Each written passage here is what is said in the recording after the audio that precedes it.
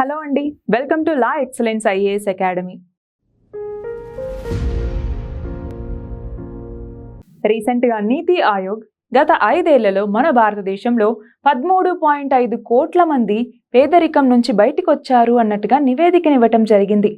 దాన్ని రీసెంట్గా మన ఆర్థిక మంత్రి కూడా ప్రస్తావించారు. మరి ఆ నేపథ్యంలో అసలు పేదరికానికి బహుముఖ పేదరికం అంటే పావర్టీకి మల్టీ డైమెన్షనల్ పావర్టీకి మధ్య డిఫరెన్స్ ఏంటి అన్నటువంటిది మనకి తెలియాలి. ఎకానమీకి సంబంధించి ఇది చాలా ఇంపార్టెంట్ టాపిక్. అలాగే global multi dimensional poverty index అంటే ఏంటి, national multi dimensional poverty index అంటే ఏంటి, ఈ ఇండెక్స్లను ఎవరు ఇస్తారు, ఇందులో ఎన్ని డైమెన్షన్స్ ఉంటాయి, ఎన్ని ఇండికేటర్స్ ఉంటాయి, అలాగే మన దేశంలో ఈ బహుముఖ పేదరికాన్ని తగ్గించడానికి భారత ప్రభుత్వం తీసుకొచ్చినటువంటి ఇనిషియేటివ్స్ ఏంటి, అలాగే దీనికి సంబంధించి ప్రిలిమ్స్లోను మెయిన్స్లోను క్వశ్చన్స్ ఎలా అడుగుతారు, ఇవన్నీ ఈ వీడియోలో చూద్దాం. ఏ నేపథ్యంలో మనం ఈ ఆర్టికల్ని చదువుకుంటున్నామంటే రీసెంట్గా నిర్మలా సీతారామన్ నీతి ఆయోగ్ ఇచ్చినటువంటి ఈ రిపోర్ట్ని చెప్పింది. ఏమని 2015-16వ సంవత్సరంతో కంపేర్ చేసుకుంటే 2019-21వ సంవత్సరం నాటికి మన భారతదేశంలో పేదరికం అన్నటువంటిది చాలా తగ్గుముఖం పట్టింది. 13.5 కోట్ల మంది పేదరికం నుంచి బయటపడ్డారు అన్నట్టుగా చెప్పటం జరిగింది. మరి ఈ నేపథ్యంలో అసలు పావర్టీకి మల్టీ డైమెన్షనల్ పావర్టీకి మధ్య డిఫరెన్స్ ఏంటి? ఇక్కడ చూడండి, పావర్టీ అనగానే ఏం గుర్తొస్తుంది? ఇన్కమ్ తక్కువగా ఉంటే మీరు పేదరికంలో ఉన్నారు అన్నట్టుగా చెప్తారవునా? ఫర్ ఎగ్జాంపుల్, రోజుకి $1.9 కన్నా తక్కువ సంపాదిస్తే ఆ వ్యక్తి పేదరికంలో ఉన్నాడు అన్నట్టుగా చెప్తాము. అది పావర్టీ అనగానే ఇన్కమ్ని ఇక్కడ క్యాలిక్యులేట్ చేయటం జరుగుతుంది. కానీ మల్టీ డైమెన్షనల్ పావర్టీ ఇందులోకి వచ్చేసరికి ఏంటి, కేవలం ఇన్కమ్ని మాత్రమే కాదు, హెల్త్ పరంగా నువ్వు తక్కువగా ఉన్నా, అంటే హెల్త్ అనేది సరిగ్గా లేకపోయినా, ఎడ్యుకేషన్ అనేది సరిగ్గా లేకపోయినా, లేదు అంటే డ్రింకింగ్ వాటర్ సరిగ్గా అందట్లేదు, అప్పుడు కూడా నువ్వు పేదరికంలో ఉన్నావు అనేసి అర్థం.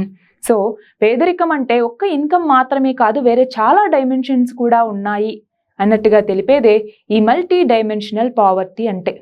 మరి వీటి గురించి కొన్ని సూచీలు అనేవి ఉన్నాయి ప్రపంచంలోనూ మన భారతదేశంలో కూడా.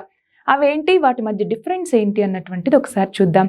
ఈ global multi dimensional poverty index ఏదైతే ఉందో దీనిని ఓపీహెచ్ఐ అంటే ఏంటి, Oxford poverty and human development initiative అంటాం. ఈ ఓపీహెచ్ఐ అలాగే యుఎన్డిపి అంటే యునైటెడ్ నేషన్స్ డెవలప్మెంట్ ప్రోగ్రామ్, ఇవి రెండూ కలిసి ఈ గ్లోబల్ మల్టీ డైమెన్షనల్ పావర్టీ ఇండెక్స్ని రిలీజ్ చేయడం జరుగుతుంది. అయితే ఇందులో గుర్తుపెట్టుకోవాల్సింది మొత్తం ఇందులో 3 డైమెన్షన్స్ ఉన్నాయి. అవి ఏంటి అంటే, ఒకటి హెల్త్ అన్నటువంటిది, రెండవది ఎడ్యుకేషన్, అలాగే మూడవది వచ్చేసరికి లివింగ్ స్టాండర్డ్స్. ఈ 3 కూడా ఇందులో ఉన్నటువంటి డైమెన్షన్స్. మనకి డైమెన్షన్స్ వేరు, ఇలా 3 డైమెన్షన్స్ ఉంటాయి. అదే ఇండికేటర్స్కి వచ్చేసరికి మొత్తం గ్లోబల్ మల్టీ డైమెన్షనల్ పావర్టీలో 10 ఇండికేటర్స్ ఉంటాయి. ఏంటి ఆ 10 ఇండికేటర్స్ అంటే, హెల్త్ కింద 2 ఇండికేటర్స్ చూడండి, న్యూట్రిషన్ అనేది ఎంతవరకు అందుతోంది అన్నట్టుగా. రెండవది చైల్డ్ మోర్టాలిటీ అంటే పిల్లల్లో ఎంతమంది చనిపోతూ ఉన్నారు, అండర్ 5 పిల్లలు. అలాగే ఎడ్యుకేషన్కి సంబంధించి చూడండి, ఇయర్స్ ఆఫ్ స్కూలింగ్ అంటే ఎన్ని సంవత్సరాల వరకు బడికెళ్తూ ఉన్నారు, అలాగే వాళ్ళ స్కూల్ అటెండెన్స్ అనేటటువంటిది ఎంత ఉంది. సో వీటిని ఎడ్యుకేషన్ కింద మనం ఇండికేటర్స్గా తీసుకుంటాం. అదే లివింగ్ స్టాండర్డ్స్కి సంబంధించి చూస్తే ఇక్కడ మనం 6 ఇండికేటర్స్ని సూచిస్తాము. ఏంటవి?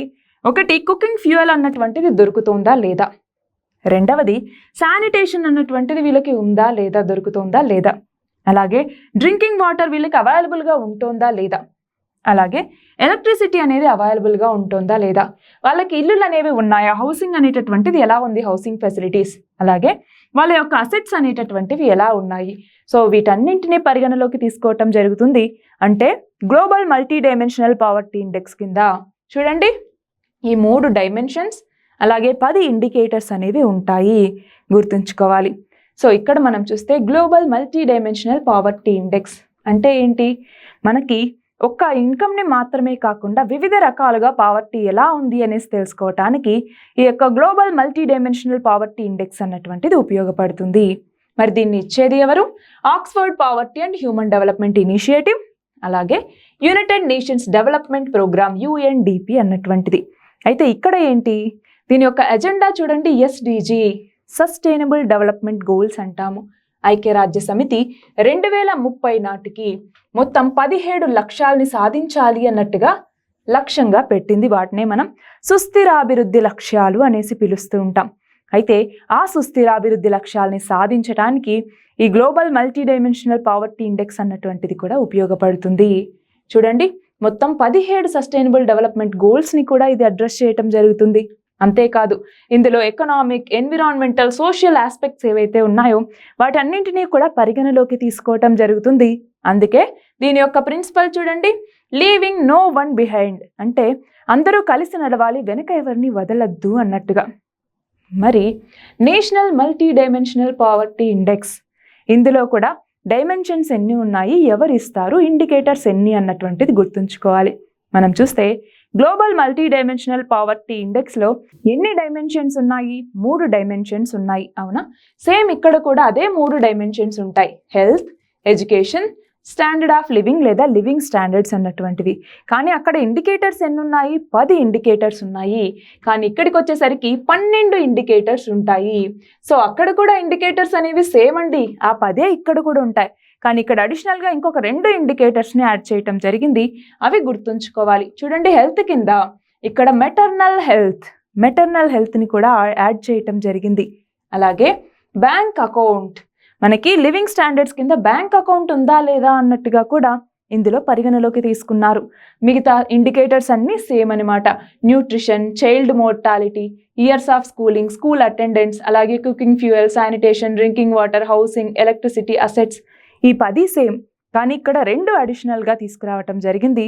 అవేంటి? ఒకటి బ్యాంక్ అకౌంట్ అన్నటువంటిది, 2 మెటర్నల్ మోర్టాలిటీ. గుర్తుంచుకోవాలి. అయితే ఈ national multi dimensional poverty index ఏం చేస్తుంది?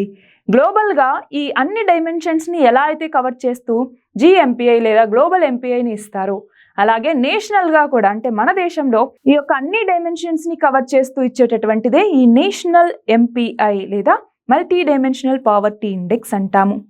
ఇక్కడ చూడండి, నేషనల్ MPI, దీనికి సంబంధించి నోడల్ ఏజెన్సీ ఏది అంటే, ఏది ఈ యొక్క ఇండెక్స్ని ఇస్తుంది అంటే నీతి ఆయోగ్. నీతి ఆయోగ్ అన్నటువంటిది థింక్ ట్యాంక్. దీనిని ఏ సంస్థ ప్లేస్లో తీసుకురావటం జరిగింది, ఏ సంవత్సరంలో తీసుకొచ్చారు? దీని ఆన్సర్ నాకు ఒకసారి కామెంట్ సెక్షన్లో ఇవ్వండి. సో నీతి ఆయోగ్ అన్నటువంటిది ఈ యొక్క రిపోర్ట్ని విడుదల చేయటం జరుగుతుంది, ఈ యొక్క ఇండెక్స్ని ఇస్తుంది. సో దీనికంటూ చూడండి, MPI కోఆర్డినేషన్ కమిటీ అన్నటువంటిది ఉంటుంది. అంటే multi dimensional poverty index coordination committee. ఈ కమిటీ అన్నటువంటిది దీనికి సంబంధించిన అన్ని డైమెన్షన్స్ని క్యాలిక్యులేట్ చేసి ఈ యొక్క ఇండెక్స్ని విడుదల చేయటం జరుగుతుంది. అయితే ఇక్కడ చూడండి, రీసెంట్గా కేంద్ర మంత్రి అయినటువంటి నిర్మలా సీతారామన్, ఈమె చెప్పినటువంటి వ్యాఖ్యలు నీతి ఆయోగ్ ఇచ్చినటువంటి ఈ రిపోర్ట్లోవే అనమాట. ఏం చెప్పారు? 2015-16లో 24.85% అంటే దాదాపు 24.9%గా మల్టీ డైమెన్షనల్ పూర్ ఉంటే, ఈ బహుముఖ పేదరికంలో ఉన్నటువంటి వాళ్ళు ఉంటే, వాళ్ళు 2019-21కి వచ్చేసరికి చూడండి 14.96%, అంటే దాదాపు 15%కి తగ్గారు అన్నట్టుగా ఈ రిపోర్ట్ చెప్పింది. ఒక్కసారి ఇక్కడ చూడండి టోటల్గా 24.9% మల్టీ డైమెన్షనల్ పూర్ 2015-16లో ఉంటే, అది ఇప్పుడు 15%, అంటే ఇక్కడ అప్రాక్సిమేట్ వాల్యూస్ అండి. సో 15%కి తగ్గింది.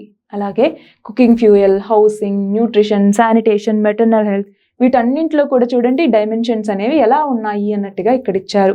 అయితే ఇక్కడ లివింగ్ స్టాండర్డ్స్, అలాగే హెల్త్, ఎడ్యుకేషన్, ఇవి 3 కూడా గుర్తుండాలి మనకి డైమెన్షన్స్ అన్నటువంటివి. అలాగే ఇక్కడ చూడండి, ఎక్కడైతే మల్టీ డైమెన్షనల్ పావర్టీ ఇండెక్స్కి సంబంధించి ఎక్కడైతే తక్కువ వాల్యూ ఉందో ఆ రాష్ట్రాలు ఎక్కువ అభివృద్ధి చెందాయి, ఈ ఇండెక్స్లో మంచి పొజిషన్లో ఉన్నాయి అన్నట్టుగా. ఎక్కడైతే వాల్యూ అనేది ఎక్కువగా ఉందో ఆ రాష్ట్రాల్లో ఈ మల్టీ డైమెన్షనల్ పూర్ ఎక్కువగా ఉన్నారు అన్నట్టుగా. సో ఇక్కడ చూడండి, కేరళలో కేవలం చూడండి 0.002 ఈ ఇండెక్స్ యొక్క వాల్యూ అనమాట. అంటే చాలా తక్కువగా ఇక్కడ మల్టీ డైమెన్షనల్ పూర్ ఉన్నారు. అదే ఎక్కువగా ఎక్కడ ఉన్నారు? బీహార్. చూడండి 0.16 ఇక్కడ ఉంది ఈ ఇండెక్స్ వాల్యూ అన్నటువంటిది. దానిపైన చూడండి యూపీలోకి వచ్చేసరికి 1.013 ఈ వాల్యూ అన్నటువంటిది ఉత్తరప్రదేశ్. సో ఇక్కడ మనకి ఏం తెలిసింది? బీహార్లో అత్యధికంగా ఈ మల్టీ డైమెన్షనల్ పూర్ ఉన్నారు అన్నట్టుగా. సో ఇక్కడ గమనిస్తే ఇందాక చెప్పుకున్నట్టుగా ఈ రిపోర్ట్ ప్రకారం గత 5 ఏళ్లలో ఈ బహుముఖ పేదరికంలో ఉన్నటువంటి వాళ్ళ సంఖ్య తగ్గుతోంది అన్నట్టుగా చెప్పుకున్నాం. సో ఏ రాష్ట్రాల్లో వీళ్ళ సంఖ్య ఎక్కువగా తగ్గుతూ వస్తోంది అంటే, మొదటిగా బీహార్లో ఇలాంటి పేదరికంలో ఉన్నటువంటి వాళ్ళ సంఖ్య తగ్గుతూ వస్తోంది. రెండవ స్థానంలో మధ్యప్రదేశ్, మూడవ స్థానంలో ఉత్తరప్రదేశ్, నాలుగవ స్థానంలో ఒడిషా, ఐదవ స్థానంలో రాజస్థాన్ ఉన్నాయి. ఈ డేటా అనేది ఇంపార్టెంట్ అండి, మనం ఆన్సర్ రైటింగ్లో రాసేటప్పుడు వాడుకోవచ్చు. మరి ఈ రిపోర్ట్కి సంబంధించిన హైలైట్స్ ఒకసారి కనుక మనం చూస్తే సేమ్ చూడండి, పావర్టీ హెడ్ కౌంట్ రేషియో అన్నటువంటి తగ్గుతోంది. పావర్టీ హెడ్ కౌంట్ రేషియో అంటే ఏంటి? ఈ నేషనల్ పావర్టీ లైన్ ఏదైతే ఉంటుందో దానికన్నా కింద ఉన్నటువంటి వాళ్ళని క్యాలిక్యులేట్ చేస్తే ఆ పాపులేషన్ మొత్తాన్ని మనము పావర్టీ హెడ్ కౌంట్ రేషియో అనేసి పిలుస్తాం. అలాంటి వాళ్ళు చూడండి 2015-16లో 24.85% ఉంటే ఇప్పుడు 14.96% తగ్గారు. సో ఇక్కడ మనం సింపుల్గా మల్టీ డైమెన్షనల్ పూర్ తగ్గారు అని చెప్పటం కన్నా పావర్టీ హెడ్ కౌంట్ రేషియో అన్నటువంటి తగ్గింది అని మనం రాస్తే చాలా వాల్యూ అడిషన్ అనేది ఉంటుంది. అలాగే ఇక్కడ చూడండి 13.5 కోట్ల మంది ఈ పావర్టీ నుంచి బయటకు వచ్చిన వాళ్ళు ఉన్నారు. అంతేకాదు సస్టైనబుల్ డెవలప్మెంట్ గోల్స్కి సంబంధించి గోల్ 1 అన్నటువంటిది పావర్టీ గురించి తెలియజేస్తుంది. అందులోనూ టార్గెట్ 1.2 అన్నటువంటిది ఏంటి? ఈ మల్టీ డైమెన్షనల్ పావర్టీని తగ్గించాలి అనేటటువంటిది లక్ష్యం. సో దీని వైపుగా ఇది ప్రయత్నం చేస్తోంది. అలాగే ఇక్కడ చూడండి మొత్తం 12 ఇండికేటర్స్ ఉన్నాయి కదా మనకి నేషనల్ మల్టీ డైమెన్షనల్ పావర్టీ ఇండెక్స్లో. సో ఆ 12 ఇండికేటర్స్లో కూడా మనం ముందంజలో ఉన్నాము, ప్రోగ్రెసివ్గానే ఉంది అన్నట్టుగా ఇక్కడ చెప్తున్నారు. అలాగే ఇక్కడ చూడండి మల్టీ డైమెన్షనల్ పూర్ రూరల్ ఏరియాస్లో ఎంతమంది ఉన్నారు? 2015-16లో 32.59% ఉంటే 2019-20కి వచ్చేసరికి 19.28%కి తగ్గింది. అది రూరల్ ఏరియాస్లో. మరి అర్బన్ ఏరియాస్కి సంబంధించి చూస్తే చూడండి 2015-16లో 8.65% ఉంటే అది 2019-21కి వచ్చేసరికి 5.27%కి తగ్గింది. అలాగే ఇక్కడ చూడండి పావర్టీ యొక్క ఇంటెన్సిటీ అన్నటువంటిది కూడా తగ్గింది. అలాగే ఎక్కడైతే ఎక్కువగా ఈ యొక్క పావర్టీ అన్నటువంటిది డిక్లైన్ అయిందో దాన్ని ఇక్కడ ఇవ్వటం జరిగింది. చూడండి యూపీ, బీహార్, మధ్యప్రదేశ్, ఒడిషా, రాజస్థాన్ వీటన్నింటిలో కూడా ఈ మల్టీ డైమెన్షనల్ పూర్ ఎవరైతే ఉన్నారో వాళ్ళ సంఖ్య అనేది క్రమంగా తగ్గుతూ వస్తుంది. అలాగే చూడండి న్యూట్రిషన్కి సంబంధించి ఇయర్స్ ఆఫ్ స్కూలింగ్లోను, శానిటేషన్లోను, కుకింగ్ ఫ్యూయల్కి సంబంధించి వీటన్నింటిలోనూ మనం పాజిటివ్ గ్రోత్ని చూస్తూ ఉన్నాము. అందువల్లే మనం ఈ మల్టీ డైమెన్షనల్ పావర్టీ ఇండెక్స్ నుంచి ఇంతమందిని బయటికి తీసుకురాగలిగాము. సో ఈ నేపథ్యంలో గమనించాలి న్యూట్రిషన్కి సంబంధించి గవర్నమెంట్ తీసుకొచ్చినటువంటి ఇనిషియేటివ్స్ ఏంటి, అలాగే ఇయర్స్ ఆఫ్ స్కూలింగ్కి సంబంధించి ఎడ్యుకేషన్లో తీసుకొచ్చినటువంటి చేంజెస్ ఏంటి, అలాగే శానిటేషన్కి సంబంధించి తీసుకొచ్చినటువంటి ఇనిషియేటివ్స్ ఏంటి, కుకింగ్ ఫ్యూయల్కి సంబంధించి తీసుకొచ్చినటువంటి ఇనిషియేటివ్స్ ఏంటి అంటే ప్రభుత్వం దీని మీద చర్యలు తీసుకొని ఇనిషియేటివ్స్ తీసుకొస్తేనే కదా ఇంతమంది బయటకు వచ్చారు. సో అలా మనం ఎగ్జామ్ పర్స్పెక్టివ్లో ఆలోచించాలి. సో ఏమేం స్కీమ్స్ అనేవి వీటికి సంబంధించి ఉన్నాయి అన్నట్టుగా. సో నెక్స్ట్ స్లైడ్లో అది మనం చూద్దామండి. జస్ట్ అంటున్నాను ఇలాగా మనం ఏదైనా చదువుకునేటప్పుడు లింక్ చేసుకుంటూ చదువుకుంటే బాగుంటుంది. ఇక్కడ చూడండి ఏ ఏ రాష్ట్రాలు ఎక్కువగా ఈ మల్టీ డైమెన్షనల్ పావర్టీ నుంచి తొందరగా బయటకు వచ్చాయి అన్నట్టుగా. చూడండి బీహార్ అన్నటువంటిది, మణిపూర్, అలాగే రాజస్థాన్, గుజరాత్, ఆంధ్రప్రదేశ్, తెలంగాణ. సో ఇలాగా వివిధ రాష్ట్రాలు అనేటటువంటి ఉన్నాయి. ఒక్కసారి మ్యాప్ చూసుకోవాలి. అయితే ఇక్కడ చూడండి ఏమేం గవర్నమెంట్ స్కీమ్స్ ద్వారా ఇప్పుడు ఈ మల్టీ డైమెన్షనల్ పూర్ మన దేశంలో తగ్గారు అన్నప్పుడు స్వచ్ఛ భారత్ మిషన్ శానిటేషన్కి సంబంధించింది, అవునా? అలాగే జల్ జీవన్ మిషన్ డ్రింకింగ్ వాటర్కి సంబంధించినటువంటి ఇనిషియేటివ్, అలాగే పోషణ్ అభియాన్ న్యూట్రిషన్కి సంబంధించిన ఇనిషియేటివ్, అలాగే సమగ్ర శిక్ష అభియాన్ ఎడ్యుకేషన్కి సంబంధించి తీసుకొచ్చినటువంటి ఇనిషియేటివ్, అలాగే ప్రధానమంత్రి సహజ్ బిజ్లీ హర్ ఘర్ యోజన లేదా సౌభాగ్య స్కీమ్ అంటాం ఎలక్ట్రిసిటీకి సంబంధించి, అలాగే ప్రధానమంత్రి ఉజ్వల యోజన ఎల్పిజికి సంబంధించినటువంటిది, అలాగే ప్రధానమంత్రి జన్ ధన్ యోజన. ప్రధానమంత్రి జన్ ధన్ యోజన ఏంటి? బ్యాంక్ అకౌంట్కి సంబంధించి రీసెంట్గా ఇది యాడ్ చేశారు కదా. సో అంటే మన గ్లోబల్ మల్టీ డైమెన్షనల్ పావర్టీ ఇండెక్స్లో కాకుండా నేషనల్ మల్టీ డైమెన్షనల్ పావర్టీ ఇండెక్స్లో ఈ బ్యాంక్ అకౌంట్ని కూడా ఓపెన్ చేయటం జరిగింది. సో ఆ నేపథ్యంలో ఇది ఇంపార్టెంట్ మనకి. అలాగే ప్రధానమంత్రి ఆవాస్ యోజన హౌసింగ్ అన్నటువంటిది కూడా ఉంది కదా, దానికి సంబంధించి తీసుకొచ్చినటువంటి ఇనిషియేటివ్ ఇది. సో ఇవన్నీ కూడా అంటే ఏదైనా మనం ఒక టాపిక్ చదివేటప్పుడు దానికి సంబంధించి ఏదైనా ఇనిషియేటివ్స్ ఉన్నాయా, ఆ ఇనిషియేటివ్స్ని ఎప్పుడు తీసుకొచ్చారు, ఏ మంత్రిత్వ శాఖ కింద ఉంది, అది ఎలా అమలవుతోంది అన్నటువంటిది మనం చదువుకోవాలి.